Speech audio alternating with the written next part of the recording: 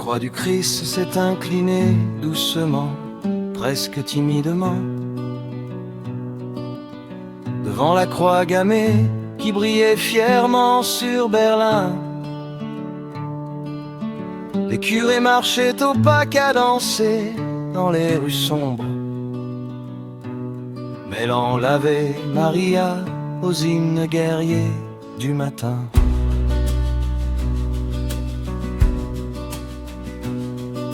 Des dizaines de prêtres trouvaient des raisons, des justifications entre l'ordre éternel et le nouveau Reich promis. L'Église laissait faire, fermait les yeux sur les excès, pendant que l'horreur avançait sans rencontrer de barrière.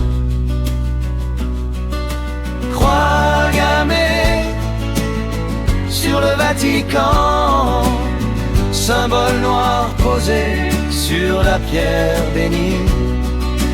Quand la foi devient idéologie froide, l'Église oublie ce qu'elle avait juré de défendre.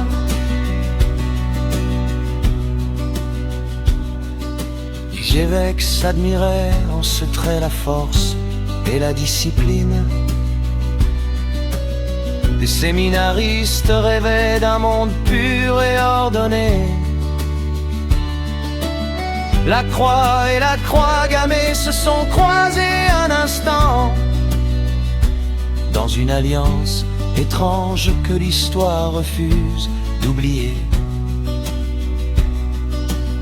Des années plus tard, on murmure encore dans les couloirs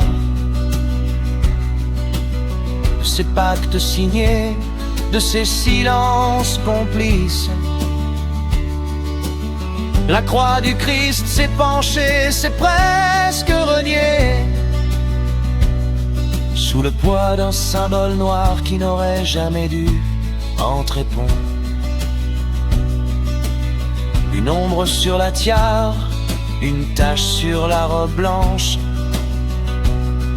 que personne n'ose vraiment nommer à voix haute.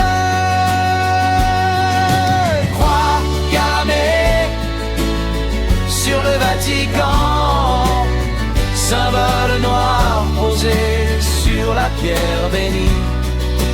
Quand la foi devient idéologie froide, l'Église oublie ce qu'elle avait juré de défendre.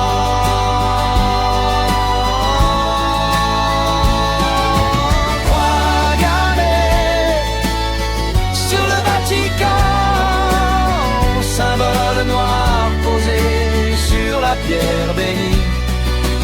Quand la foi devient idéologie froide, l'Église oublie ce qu'elle avait juré de défendre.